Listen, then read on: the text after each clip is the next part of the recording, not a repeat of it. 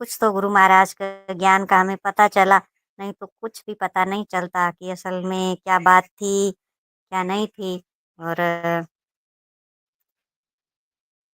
शब्द जो बात आज आप करेंगे तो उससे हम पूरे इतिहास के बारे में जानेंगे भी, और बहुत सारा ज्ञान भी हमें और मिलेगा शब्दवाणी के बारे में। तो आपका बहुत जी बहुत धन्यवाद जी। जी, बहुत बहुत धन्यवाद आपका। जी, अब मैं तो क्या है, मैंने तो जो कहा है वो इसी कारण से ही कहा है कि शब्दवाणी को जब तक हम नहीं जानेंगे तब तक हम क्या जानेंगे।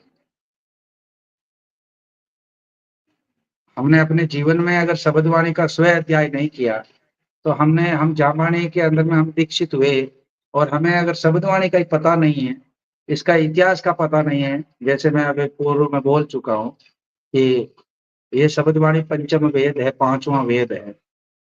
दुनिया 4 वेद की बात करते हैं, मगर मैं और पूरी जामानी इसके पांचवा वेद मानती है। तो हम इससे सार कितना लेते हैं या नहीं लेते हैं, ये तो समय ही बताएगा। और इसका इतिहास बहुत गहरा है।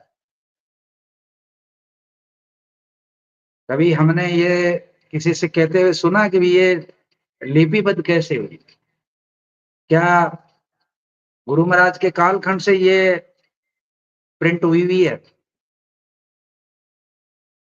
क्योंकि गुरु महाराज का तो इतिहास ये है कि 11 ऊपर 40 शब्द कथिया अविनाशी, अनेक शब्द कसे 51 साल तक गुरु महाराज ने जो है धर्म का प्रचार किया। हम ये बात समझ नहीं पा रहे हैं। मैंने अभी आरती प्रस्तुत की थी ना, उसमें सारी बात आई भी है शब्दवाणी की। अगर शब्दवाणी को हम सिर्फ हवन तक ही सीमित करके रखे, इसका प्रचार प्रसार है, ये गुरु महाराज की शिक्षा है। ये गुरु महाराज की शिक्षा है।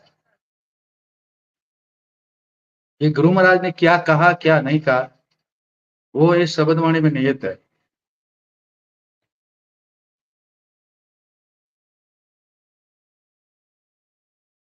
जी, और कोई सदस्य आप बोलना चाहते हो? जी जो live Suresh ji, जामाने live app में जुड़े हुए सभी महानुभाव ज्ञानी जनों को मेरा सादर न्यून प्रणाम। विष्णु भगवान गुरु महाराज ने सब जी। जी सुरेश जी, मेरे मन में ये प्रश्न उठा है कि गुरु महाराज जाम्बो जी ने क्या इसी शब्दों से यज्ञ और हवन करके ये पहाड़ बनाए थे क्या, शब्दों के अनुसार? ये तो आप जब इसका पूरे एपिसोड को समझोगे तो पता लग जाएगा। आज तो हम ये बात कर रहे हैं जी कि इसका इतिहास के बारे में, कि इतिहास क्या है इसका। क्योंकि गुरु महाराज का तो पाल बनाने के बाद के भी शब्द है, अभी तक इसकी खोज अपूर्णीय है, पूर्ण नहीं हुई है। तो अभी जी कहने जल्दबाजी होगी, मगर विचार हम जरूर कर सकते हैं, क्योंकि जी शब्दवाणी जी लिखित बाद में हुई है। बिल्कुल। तो इसमें कई शब्द कम ज्यादा भी किए गए हैं। तो हम ये नहीं कह सकते हैं कि 120 शब्द ही गुरु महाराज ने बोले। पहली चीज तो ये हमको अपने आप को क्लियर करनी पड़ेगी, ये अपने आप में भ्रम या शंका मिटानी पड़ेगी। जी तो 120 शब्द जो है, जो वर्तमान में चल रहे, जी ये जो शब्द है, इतने ही शब्द गुरु महाराज के कहे हुए नहीं है, इतना ही ज्ञान गुरु महाराज ने नहीं दिया, इससे भी और ज्यादा दिया था।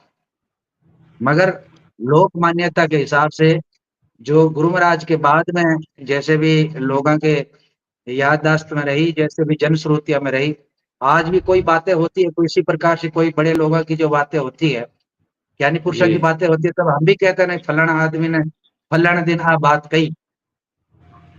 तो ये गुरु महाराज का ज्ञान फिर बाद में लिपिबद्ध किया, कैसे किया गया ये भी मैं बताऊंगा आपको हर जी एक साल पे। तो जहां तक जिसने भी इसके बारे में जो शोध किया है, जी उनको सिर्फ और सिर्फ 200 साल 250 साल का ही लेख मिलता है। उससे पहले का जो है वो किसी प्रकार के कोई प्रमाण नहीं मिल रहे हैं, सिर्फ जनश्रुतियों पे ही काम चलता था। मैंने कुछ सुना कुछ आपने सुना, कुछ और किसी ने सुना, ऐसे करके मिलाया और एक परंपरा में डाला। बाकी ये जो हवन पद्धति है, इस हवन पद्धति को भी अभी जो जामनी जो हवन पद्धति है, इस शब्दवाणी से जो हवन किया जाता है, इस पर भी कहीं ऋषि मुनि जो ये तपस्वी लोग हैं, ये भी शोध कर रहे हैं कि क्या ये हवन की पद्धति जो है वो अपनी-अपनी जैसी-जैसी अलग-अलग समाज में अलग-अलग अपना जो भी पंथ चले हुए हैं, वो अपने-अपने हिसाब से करते हैं। ये एक बहुत बड़ा सवाल है। ठीक है, जी हम कर रहे हैं और लोगों को मान्य हो गया, लोकमान्य मिल गया। मगर जो ज्ञानी पुरुष होगा, जो साहित्यकार इनका जो ध्यान रखने वाला होगा, इसमें कृष्णानंद जी की भी टिप्पणी आई हुई है।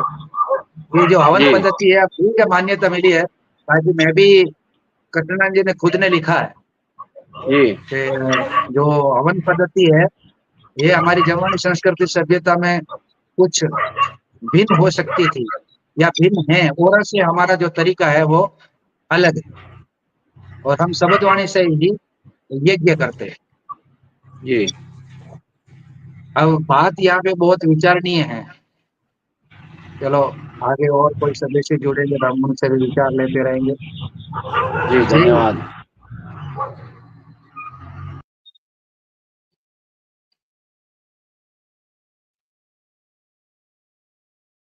ये जो कृष्णानंद जी का है, आप बोलो तो मैं इस पद्धति के बारे में कृष्णानंद जी की क्या टिप्पणी है वो मैं आपको पढ़ के भी सुना सकता हूँ, बता सकता हूँ कि जी कृष्णानंद जी ने हवन जी जी सुनाइए सुनाइए सूर्य जी। देखो, ये कृष्णानंद जी का है, ये जी मैं कोई मन से नहीं बोल रहा हूँ। कोई अगर किसी के मन में ये शंका हो जाए, कोई मन में बोलेगा कि तो फिर हवन तो हम करते आए और यही हवन होने वाला है, तो आप को मैं एक प्रमाण दे रहा हूँ। ऊपर वाले आपका माइक बंद करो, साइड आवाज आ रही है।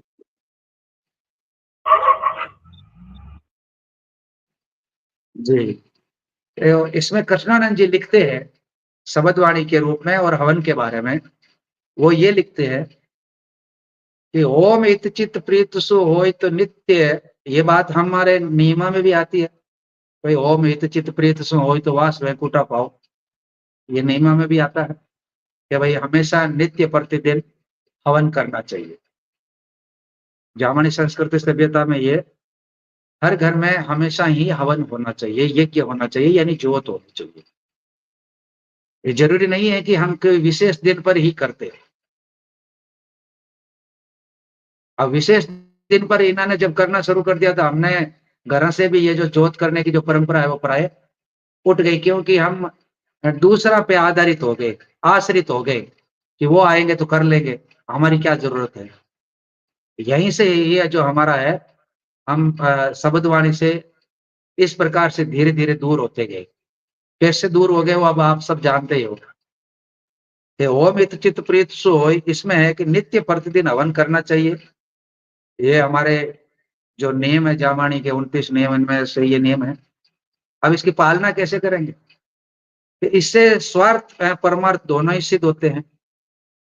मतलब ये दोनों ही, ये जो कर्म कांड है, जो हवन यज्ञ अपन जो करते हैं घर में जोत वगैरह करते हैं, इसमें स्वार्थ भी होता है और परमार्थ के लिए भी करते हैं। परमार्थ का मतलब ये पर्यावरण शुद्धि के, तो शुद्ध भाव से होगा तो पर्यावरण शुद्ध होगा। अगर हमने हवन यज्ञ भी शुद्ध भाव से नहीं किया तो पर्यावरण तो शुद्ध होगा चाहे नहीं होगा, मगर अशुद्ध जरूर हो जाता है।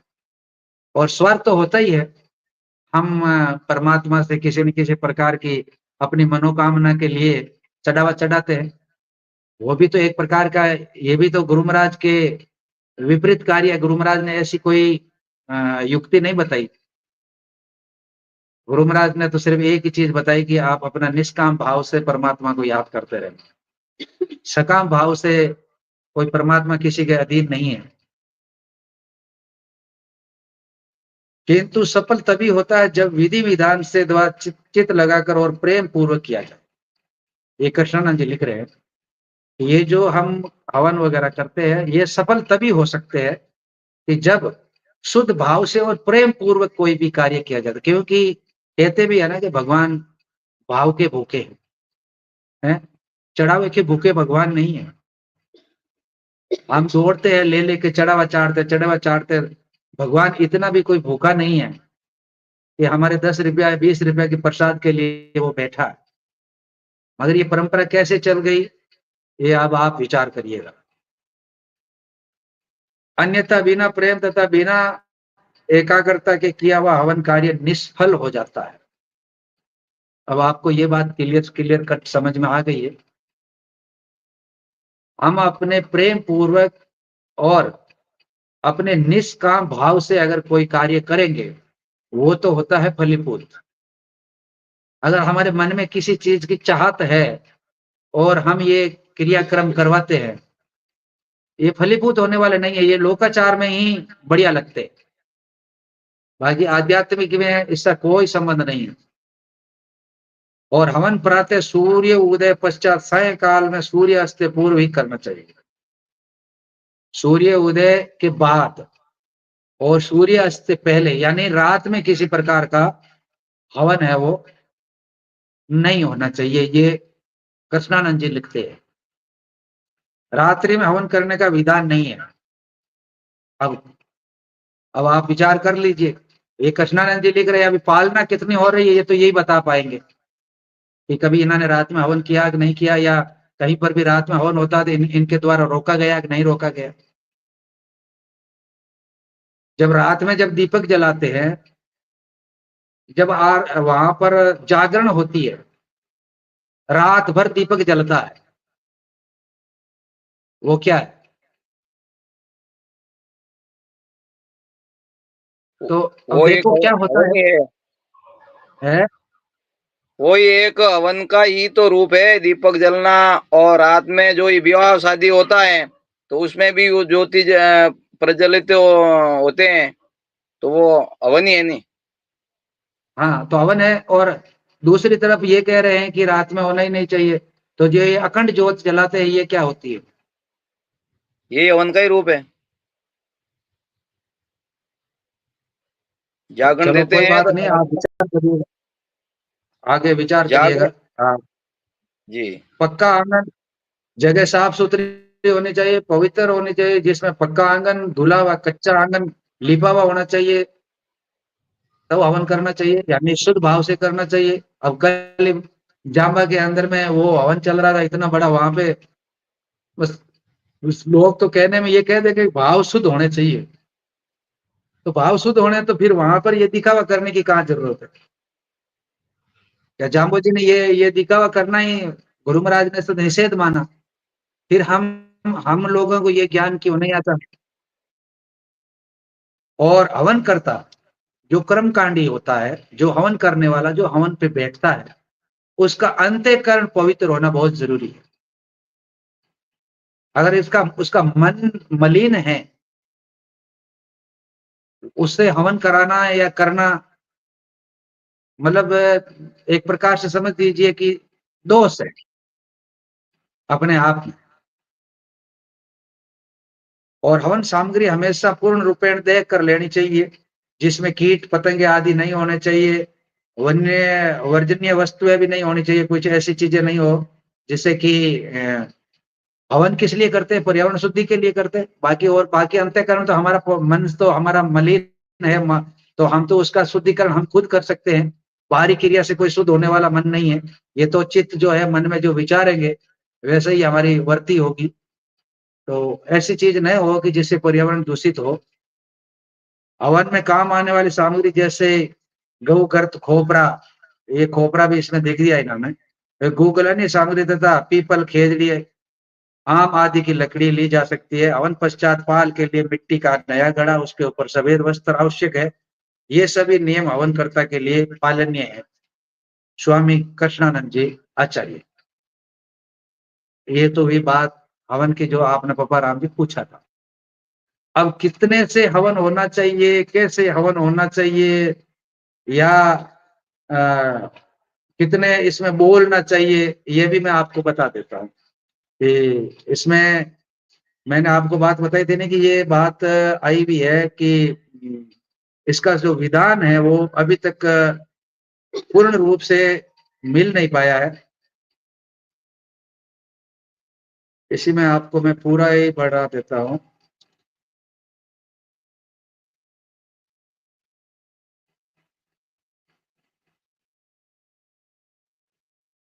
वैसे गुरु महाराज ने अपने जीवन काल में अनेकों अनेक शब्द गुरु महाराज जी ने कहे, किंतु इस समय में हमारे पास 120 शब्द ही प्रमाणित है, रूप से विद्यमान है। ये खुद ही लिख रहे हैं कि भाई अनेकों अनेक शब्द कहे। ये अब आपको अच्छी तरीके से माइंड में सेट हो जानी चाहिए कि 120 शब्द से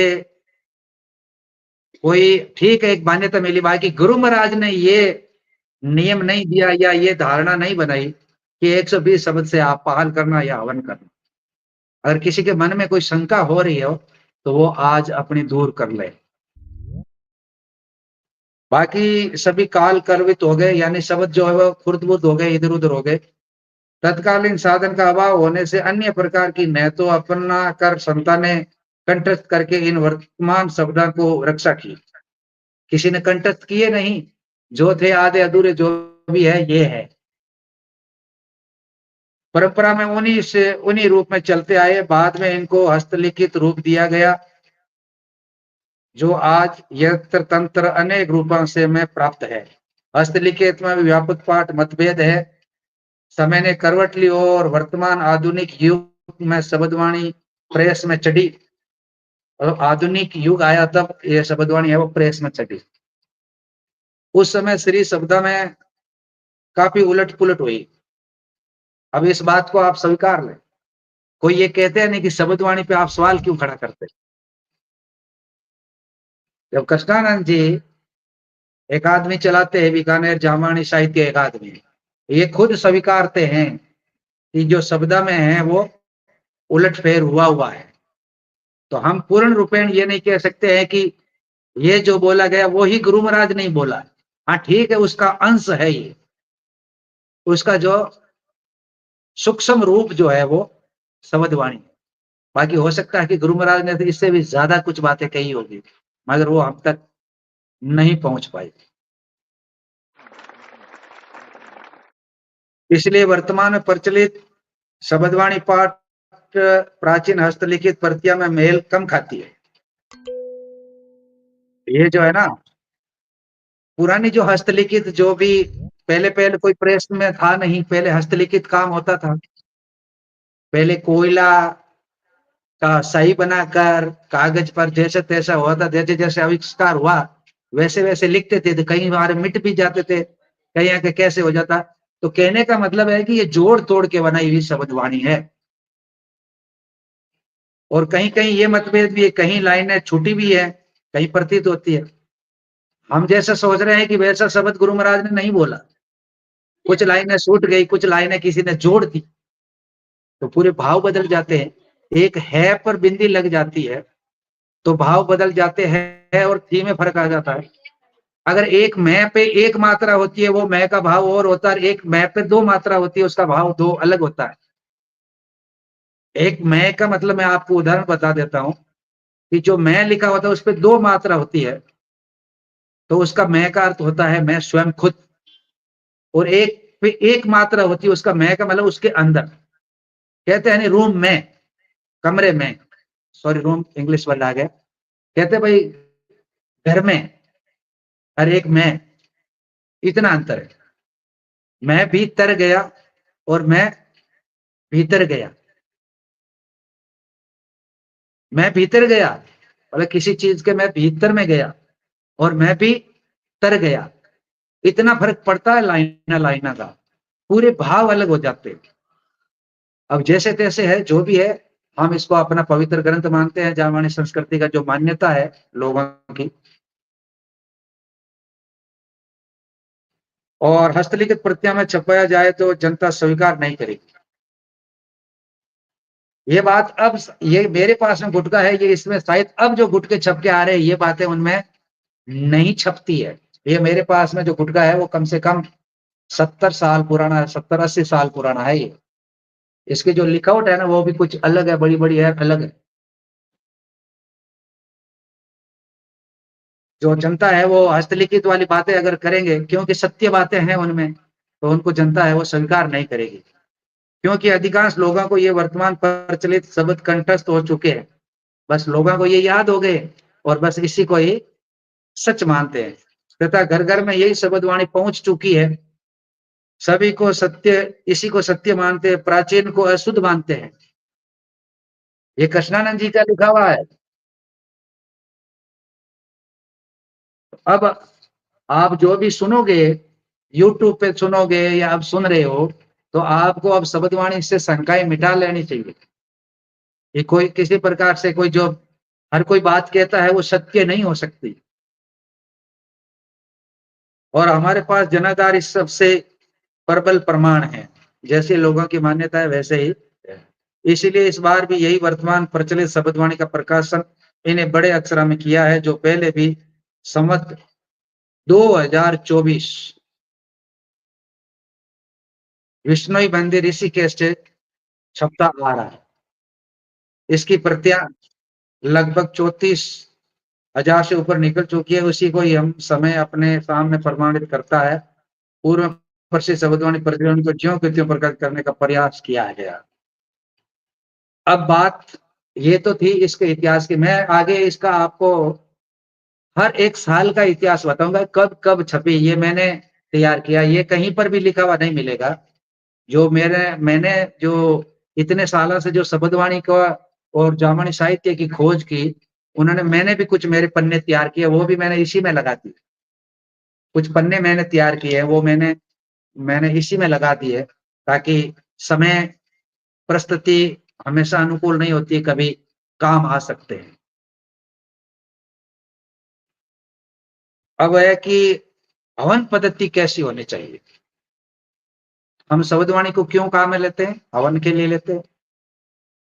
हवन करने के लिए शब्दवाणी इस्तेमाल करते हैं, उपयोग में लेते हैं, बोलते हैं, उच्चारण करते हैं, पाठ करते हैं, सब कुछ करते हैं हवन के लिए। अब हवन होना कैसे चाहिए? शब्दवाणी को बोलकर हवन होना चाहिए या और कुछ प्रकार से हवन होना चाहिए? ये आज बहुत महत्वपूर्ण बात जो है आपके सामने एक ऐतिहासिक बात की जा रही है लाइव। ऐसी बातें आपको कहीं पर भी किसी प्रकार से अगर आप कहीं पर भी खोजने भी जाओगे ना, तो भी नहीं मिलेगी। क्योंकि हम लोग शब्दवाणी द्वारा ही हवन करते हैं। इसलिए यहाँ पर इस समस्या का समाधान भी अपनी बुद्धि अनुसार करना पड़ेगा। वैसे तो मैं चाहता हूँ कि पूज्य महात्माएँ, सद्भक्ता और विद्वानों ने इस संबंध में विचार-विमर्श किया होगा, किंतु समय अभाव के कारण ऐसा नहीं हो सका। हो सकता है पहले विचार तो किए होंगे, मगर समय अभाव के कारण लोगों ने बातें हैं वो उनके बीच में ही रह गई। पूर्ण तरीके से कोई भी हवन पद्धति को जो है वो स्थापित नहीं कर पाए कि भई हवन कैसे होना चाहिए, कब होना चाहिए और शब्दवाणी से ही हवन होना चाहिए या और इसके लिए कुछ उच्चारण करने की आवश्यकता है। इस समय तो इस गुटके में थोड़ा-सा कर्मिक परिवर्तन करके वही रूप प्रस्तुत कर रहा हूँ जो प्रचलित है। जैसे यज्ञ की कोई एक पद्धति अब तक हिंदू समाज में या हमारे समाज को कह दो, नहीं है। हर जगह पर हवन करने की जो पद्धति है वो अलग-अलग है। कोई किसी प्रकार से करता है, कोई मंत्र जाप करता है, कोई किसी प्रकार का मंत्र जाप करता है। आप कहीं पर भी देख लीजिए, एक हवन पद्धति नहीं है। तो हमारी जावानी सभ्यता संस्कृति की हवन पद्धति कैसी होनी चाहिए? ये भी अब एक सवाल है अपने आप में।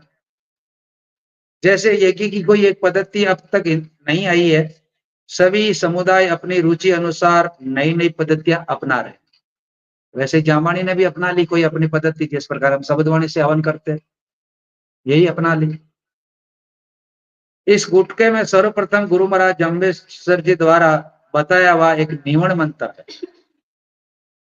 निवण मंत्र जो हमारी जावानी संस्कृति सभ्यता की रीढ़ की हड्डी है, जो गुरु महाराज ने अपनी तातु बुआ को दिया था। वो निवण मंत्र ये दिया था कि तातु बुआ का सवाल था एक। सवाल ये था कि गुरु महाराज के ज्ञान से प्रभावित होकर उन्होंने पूछा था अब लोक सुक्तिया में दंत कथा में तो बात कुछ और ही बताई जाती है, जबकि ऐसी बात शायद मेरे हिसाब से सही नहीं बैठती है कि ज्ञान की बात गुरु महाराज को पूछने के लिए हर कोई आता था जाता था। तो तातु बुआ ने पूछा था कि आप इतना बड़ा ज्ञान की बात बताते हो, हमको ये बात समझ में नहीं आती है। जैसे कृष्ण को अर्जुन ने कहा था ना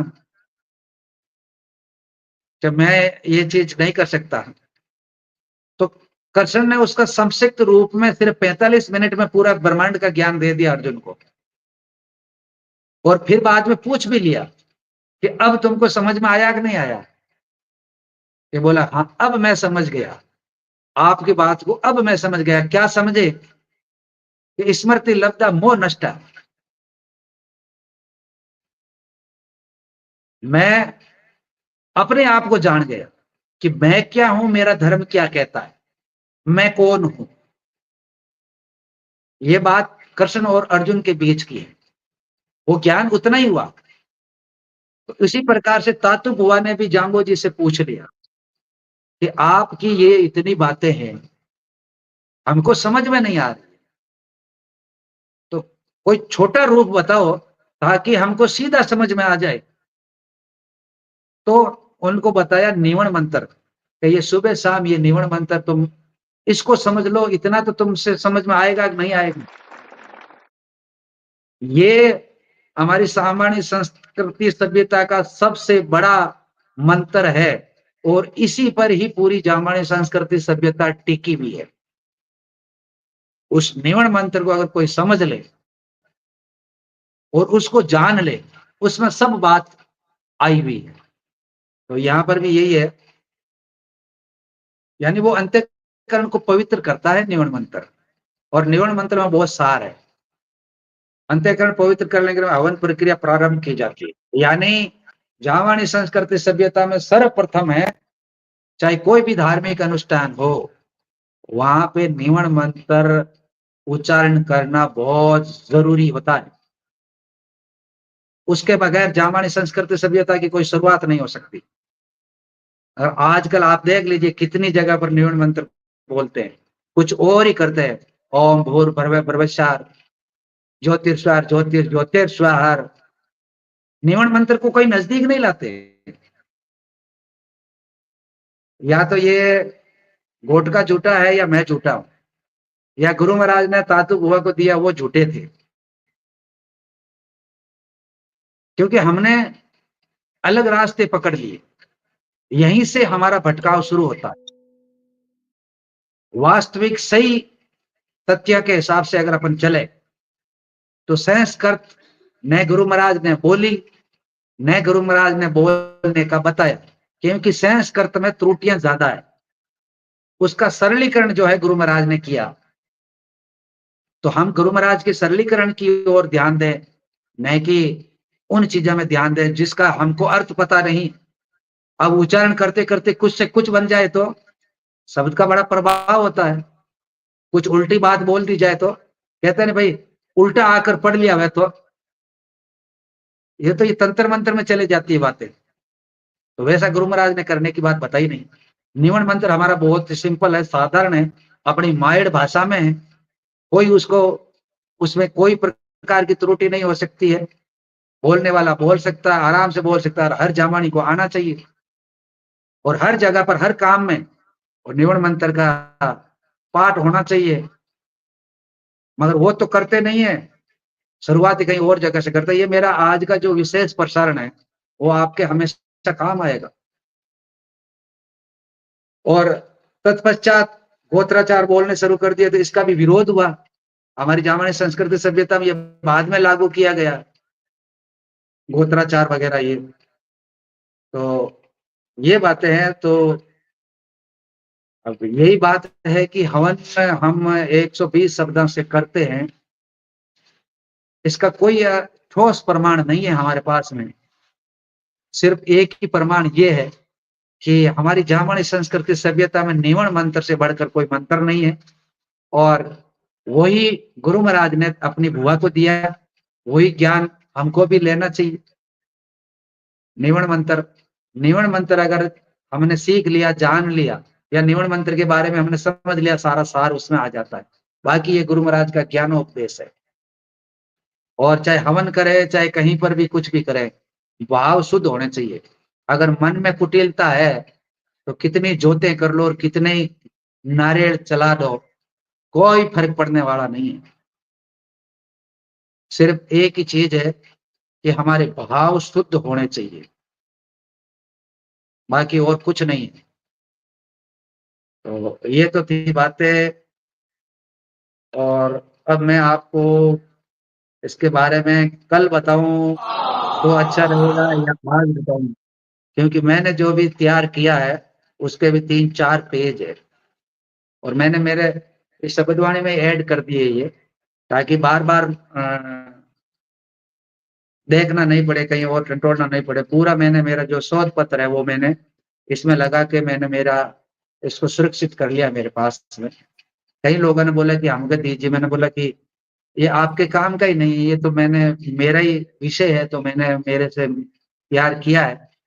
साहित्य पढ़ पढ़ के, हर चीजों को टंटोल टंटोल के, निकाल निकाल के, मिलान कर करके, कई सालों तक मेहनत करने के बाद में मुझे 4 पेज का ही मैं एक शोध पत्र तैयार कर पाया।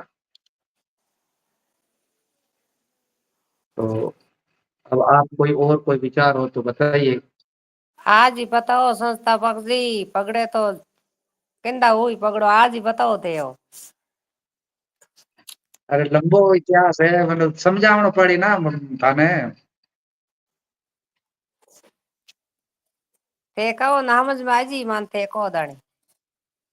अभी तक तो चलो 9 ही कोई बात बजे है, नहीं। नौन प्रणाम। आज तक तो 9 ही बजे है, बता दो समय पड़े हो जी। नौन प्रणाम। नहीं, ये जो लाइव प्रसारण है, वैसे भी ये लाइव में थोड़ा सा लेट हो गया था, और इस प्रसारण को विशेष अहमियत दी गई है। तो इस प्रसारण में बहुत कुछ खास बातें हैं जो लोगों तक पहुंचनी भी चाहिए। तो अब आपको ये समझ में आ गया कि हम जो आज तक जो सुनते आए हैं, और आज जो ये चर्चा की मैंने आपके सामने घोटका ला के रखा, आपको कुछ समझ में आया क्या? हाँ, हकीकत में ही बात कुछ और है।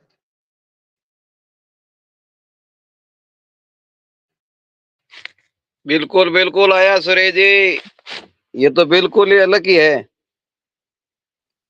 जो गुरु महाराज ने जो ये शब्द कहा है, तो ये तो बाद का है, और ये लोग इनसे हवन कर रहे हैं, तो फिर हवन की तो ये अलग अलग ये परंपराओं में जोड़ रखा है। नहीं, अपने इस हिसाब से तो ये बिल्कुल ही शब्दवाणी से हवन करने का तो कोई तात्पर्य ही नहीं। ये तो एक ज्ञान दिया था गुरु महाराज ने, और वो ज्ञान देना था। हवन से तो कोई इसका तात्पर्य है ही भी नहीं जी। यही तो बात है ना, यही तो हो रहा ना। ज्ञान से हवन करना चाहिए कि ज्ञान का हवन करना चाहिए? कई बार प्रेम जी कहते हैं ना, हरदा वाले ये सवाल पूछते रहते हैं ना, तो ये आज सवाल खड़ा हो ही गया। अब ये सवाल आज भी जिंदा है। ज्ञान का हवन करना चाहिए कि ज्ञान से हवन करना चाहिए? ज्ञान से हवन करना चाहिए, और ये ज्ञान का हवन कर रहे हैं, तो फिर ये तो आहुति दे दी ज्ञान की, ये तो लाग गई होती। आहुति ला गई बिल्कुल, तो फिर ज्ञान कहाँ आएगा? तो अब इस चीज को क्या समाज स्वीकारेगा? इस सच्चाई को मानेगा? अब नहीं माने तो मनाना किसके हाथ की बात है, लेकिन ये चीज तो बिल्कुल विपरीत जा रहे हैं। और अभी तक इसमें जो गुरु महाराज ने बताए हैं, वो ज्ञान लोगों तक नहीं जाने की वजह से ही तो आज अपन भटक चुके हैं। भाई ये भूमिया जो भी अपने देवी देवता जो झेल रखे हैं, तो इन्होंने ज्ञान दिए ही नहीं, तो नहीं दिया तो फिर इस रास्ता भटक गए। अब बहुत आगे चले गए, अब पीछे जाना भी बहुत मुश्किल हो गया। क्या करें, अब छोड़ नहीं पा रहे हैं कि हमारे तो पूर्वज भी ऐसे करते आए, हम क्यों छोड़े? तो इन्होंने ज्ञान दिया ही नहीं। जिनके पास में ये ज्ञान था शब्दवाणी का, तो इन्होंने लोगों तक ये पहुंचाया नहीं कि गुरु महाराज ने ये ऐसी ऐसी बातें इसमें शब्दवाणी में बताई है। अब वो बातें नहीं हम्म। बताने के कारण से ये अपन रास्ता भटक चुके। नहीं तो अभी ये सच्चाई है, अब इस सच्चाई को हम कैसे लेंगे बताओ? ये सच्चाई, इस सच्चाई पे जाते हैं तो हम जो ये सारे जो अभी कर रहे हैं, जो वर्तमान में जो हमारे साथ जो बीत रहा है, ये बिल्कुल ही मतलब विपरीत है, बिल्कुल गुरु महाराज की और हमारी सभ्यता संस्कृति का कहीं पर इससे कोई लेना देना नहीं है। बिल्कुल नहीं। अब मैं करता हूँ इतिहास की बातें, जैसे बता दिया मेरा जी ने, आज ही बता दो, चलो कोई बात नहीं, मगर आगे जो शब्दवाणी की जो चर्चा होगी ना, उसमें ये आज की और जो ये शब्दवाणी का जो इतिहास की जो बात है वो सहायक होगी। हमारे मन में एक प्रकार का जो कोई भी भ्रम होगा ना, कि भाई हम किसी एक भी लाइन को लेकर हम बैठ जाते हैं, नहीं नहीं इसका अर्थ तो यही बनता है, इसका अर्थ यही बनता है, ये नहीं है, हो सकता है कि उसका अर्थ कोई और। हम हम थोड़े पता लगा पाते हैं 550 साल पहले गुरु महाराज ने क्या भाव से कौन सी बात कही। आज हम एक अनुमान लगा सकते हैं, मतलब तुक्का लगा रहे हैं, लग गया तो लग गया, ठीक है, नहीं लगा तो कोई बात नहीं। और निवण मंत्र ही जैसी हमारी पवित्र गुरु महाराज के द्वारा अपनी बुआ को दिया हुआ है, उनको भी कोई स्थान नहीं। उसको तो बिल्कुल ऐसे लगता है जैसे कि भाई ये तो कोई यूं ही है, जबकि वो सबसे इंपॉर्टेंट पार्ट है। उसमें भी त्रुटियां कर दी, किस प्रकार से की मैं बताता हूँ। ये शब्दवाणी छपके कैसा ही वो मैं तो कल बता दूंगा। पहले मैं ये बताता हूँ कि उस निवण मंत्र में त्रुटियां क्या है, ये भी आपको जानना जरूरी है कि नहीं है? जिस प्रकार का जो शब्दवाणी में त्रुटियां की गई है, शब्दवाणी को तोड़ मरोड़ के जो लोगों के सामने आई है, क्योंकि इन्होंने ही शुरू की और इन्होंने ही अपना खुद के द्वारा ये किया है, खुद ही कह रहे हैं कि हाँ बात तो ये है। तो फिर लोगों को ये बताना चाहिए, उसके बाद में भले ही लोग चीज को माने चाहे न माने, मगर लोगों को पहले कोई भी कार्यक्रम करते हैं उससे पहले उसकी सच्चाई बतानी चाहिए कि भाई देखो बात ये है। बाकी आप अपनी अपनी श्रद्धा है, आपकी आस्था है, हम आपको कोई टोकते नहीं है, मगर बात तो ये, घटनाक्रम तो ये है, ऐसे ऐसे ही समझ। क्या तो क्या लोग क्या उनको गलत बोलते? लोग तो ये बोलते हैं बहुत अच्छी बात बताई, जो बात बतानी चाहिए वो तो बताते नहीं, और सीधा ही लोगों को एक ही चीज बस। तो कौन बताएगा, कौन आएगा? जो हमारे प्रचारक है वो इस इन बात का जिक्र तक नहीं करते हैं। आप मेले में चले जाओ, कहीं पर भी कथा कहानियों में चले जाओ, इसका जिक्र नहीं करते। क्यों नहीं करते? क्या चक्कर है? क्या उनका क्या जाता है? अगर ये बात बता दे तो उनका उनका क्या घट जाएगा? अब मैं निवण मंत्र पे आता हूँ कि निवण मंत्र में ये लिखा हुआ है, विशन विशन तू भणरे प्राणी। निवण मंत्र जो है उसमें लिखा है वी स न की विष्णु। क्या लिखा हुआ है? विषण। अगर कोई ये कह दे कि तो विष्णु और विष्णु एक ही है, अब विष्णु और विष्णु एक है?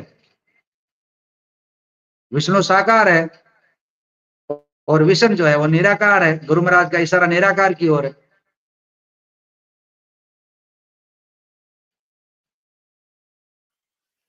सही है। तो हम लोग ये बात समझ नहीं पाते हैं और एक ही चीज को पकड़ लिया। अब ये जो दिमाग में एक बार कोई चीज बैठ जाती है वो बाहर नहीं निकलती है, तो इस पे हमको ज्यादा अपनी ऊर्जा भी नहीं लगानी चाहिए और नए लोगों से इस पर ज्यादा वाद विवाद करना चाहिए। जो जैसा माने वो वैसा ही ठीक है। मगर आज इन्हीं के द्वारा जो चीज है मैं आपको ये दिखा क्यों रहा हूं कि आप कभी कल ये नहीं कह सके कि सुरेश जी ने इनका जो खंडन किया है, ये जो भ्रम फैलाया है, मैं कोई भ्रम नहीं फैलाया हूं, भ्रम इन्हीं का ही फैलाया है। मैं तो सिर्फ इनसे आपको दिखा रहा हूं, बता रहा हूं कि इसमें इन्होंने किस प्रकार का अंतर बताया। चढ़ गई घट गई अगली हाँ भाई का खिलन तो कटा था फोन आयो कोनी आन कियो फोन हां न रा ढके आ गई मोटो ढके आ अरे जी माइक खुलो तो बंद करो। है माइक खुलो आपको। चलो जी, बहुत बहुत धन्यवाद, कोई बात नहीं। अब ये विशन आया हुआ है और इसमें पूरे में विशन आया हुआ एक सबसे बड़ी ये त्रुटि है। वो त्रुटि ये है कि पुराने जो हस्तलिखित, और हो सकता है कि गुरु महाराज ने ये बताया हो कि 21 कोटि वैकुंठ पहुंचता है तो साचे सतगुरु का मंत्र कहियो। अब जो लोग बोलने वाले, ये जो आजकल के जो बड़े बड़े महापुरुष, बड़े ज्ञानी, बड़े आचार्य, बड़े मठाधीश, बड़े बड़े महंत, जिनके आगे हम सब नतमस्तक होते हैं, इनको गुरुजी करते हैं, उनको गुरु दक्षिणा देते हैं, ये अब हमेशा कहते 33 कोटि वैकुंठ पहुंचता तो साचे सतगुरु का मंत्र पाइए, और इसमें है 21। अब किसको माने, 21 को सही माने या 33 वाला को माने, या गुरु महाराज ने क्या कहा, ये तो प्रमाण है नहीं किसी के पास। और ये प्रमाण तो किसी के पास में है नहीं, क्योंकि 200, 250, 300 साल तक तो यही जनश्रुतियों में माने याद रही तो थे न थाने रह गो तको, माने जी तो याद रही कौन वो पूर्व थाने को रियो ने कब हो तो गए और कर तो गए। अब इसमें मेरा ये बहुत बड़ा सवाल है समाज से और इन धर्माचार्य से, कि आप कम से कम एक राय होकर इस भ्रम को तो मिटवाइए लोगों से। इसको इसको तो एक राय होकर ये भ्रम है, ये तो बंद करो भाई। 21 रखना है तो 21 रखो, 33 रखना है तो 33 का आधार दो, प्रमाण दो। 21 ठीक जब है। पुराने समय से चल रहा है 21 कोटि, तो फिर 33 का क्यों आप लोगों को ये उल्टी उल्टी पार्टी क्यों पढ़ाई जाती है? या फिर 33 रखना था तो फिर इसमें 21 क्यों है, और पुराने साहित्य में 21 क्यों है? सही बात है, पढ़ लिखन गलत बतायो। बढ़िया तो लिखे उन ये गलत क्यों चीजें बतायो, सही बताना चाहिए। तो ये बातें समाज के लोगों तक जानी चाहिए। तो मेरे इस वीडियो को, आज ये विशेष वीडियो, इसको आप ज्यादा से ज्यादा शेयर कर लीजिएगा, जो लिंक आपको दी हुई है यूट्यूब पे, और आप खुद भी अपने पास रखिएगा इन बातों को। बोली हुई बातें झूठी नहीं हो सकती, लिखी हुई बातें झूठी हो सकती,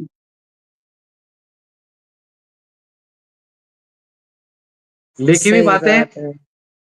झूठी हो सकती है, प्रत्येक जो बोली हुई बातें झूठी नहीं हो सकती है।